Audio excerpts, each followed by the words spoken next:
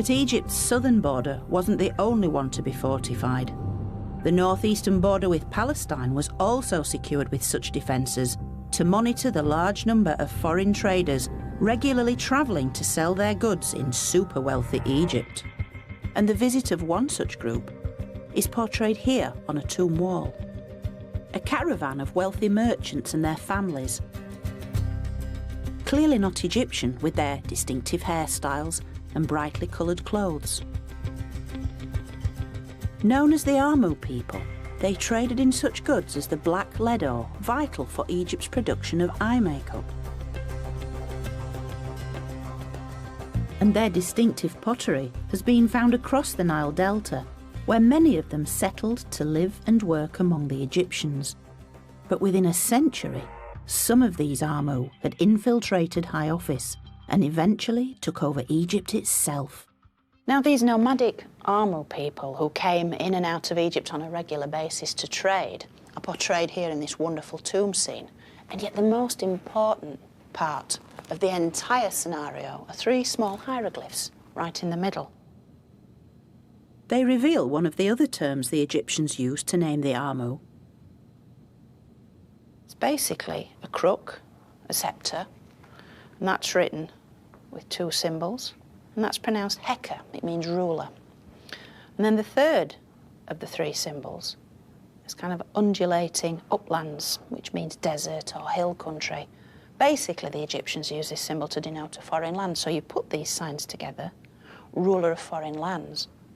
And this really is the clue to what happened next, because these Amu of Palestinian origin eventually became the Hyksos. The Hekahasut are the Hyksos, and they ruled Egypt from the north between 1650 and 1550 BC. But as tension between the foreign rulers and their Egyptian subjects gradually escalated, Egypt entered a second dark age. The Hyksos made an alliance with the Nubians to the south, and the Egyptians found themselves trapped between two enemies. Although we know little of this difficult time, some fascinating texts do survive. Perhaps the most compelling are the words of a royal letter sent by the Hyksos king south to Thebes. Its message would prove so explosive that it galvanised the Thebans to once more regain control of their land. Now, this letter was either a colossal diplomatic faux pas or simply downright rudeness, and it involved the Egyptian goddess Taweret, the pugnacious, blade-wielding hippo. Taweret may have been a protective deity, but she was also a ferocious creature, with features borrowed from the hippo and the crocodile, animals the Egyptians feared. So it seems the Hyksos king, Apophis, set out deliberately to insult the Thebans.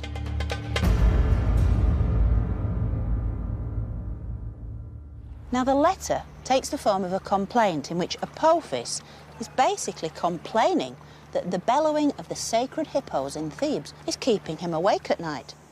Expel the hippopotami from the lake.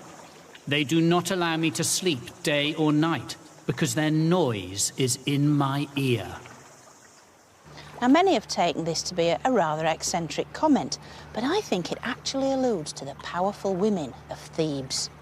It seems that Apophis is actually comparing the wife of the Theban leader with the feisty hippo goddess herself.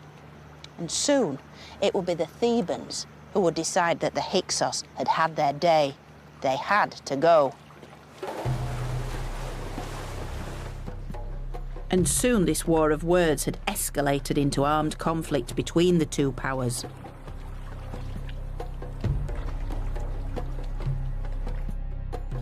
But the Egyptians of Thebes had also gained the means to launch their attack, with something developed by the Hyksos themselves: state-of-the-art weaponry.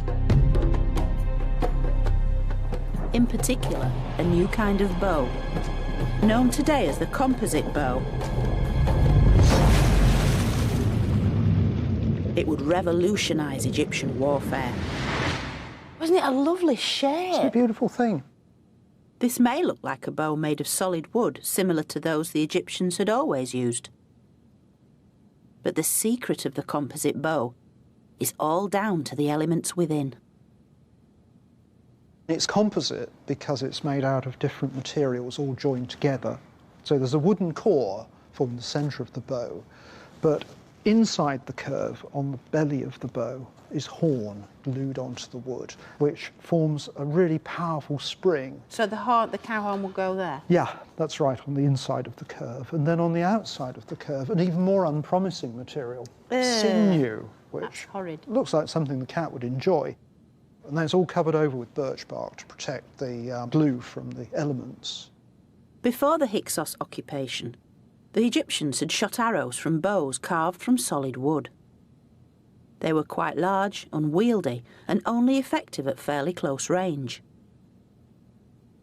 But in the composite bow, animal horn added flexibility, and the sinew strength.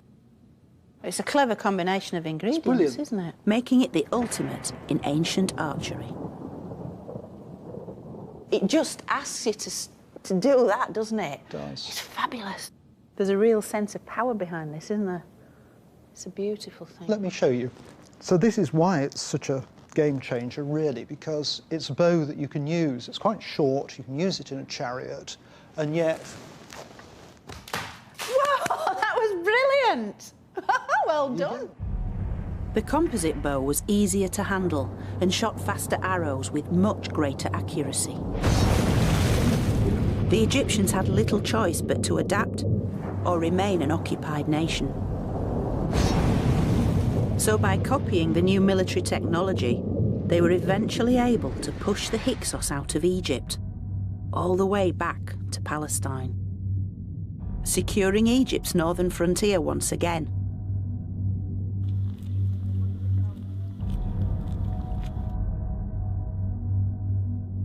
And when the new bow was used in conjunction with the other Hyksos introductions, the horse and chariot, the three combined to express the power and supremacy of Egypt's new Egyptian rulers.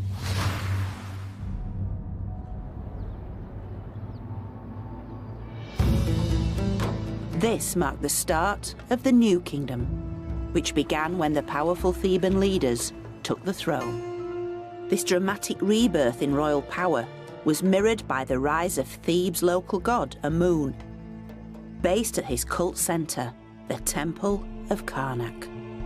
And it would be Amun who now protected Egypt and its kings. Yet thanks to the Hyksos legacy, these were a new kind of king. And it's on this temple's walls we can clearly see the effect of the Hyksos occupation. For as Pharaoh smites his enemies, this is Egypt reborn, a fully armed, fully charged superpower whose kings, shown on a monumental scale, are superheroes.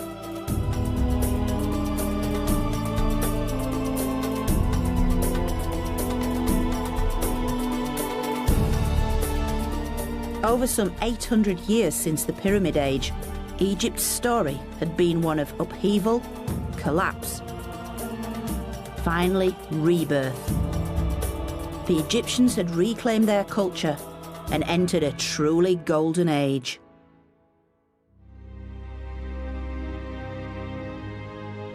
The next part of ancient Egypt's story is a time of monumental architecture. Oh, flipping out. And vast wealth, bringing not only glory, but greed and corruption. The priest kings of Karnak had got what they'd always wanted, absolute power.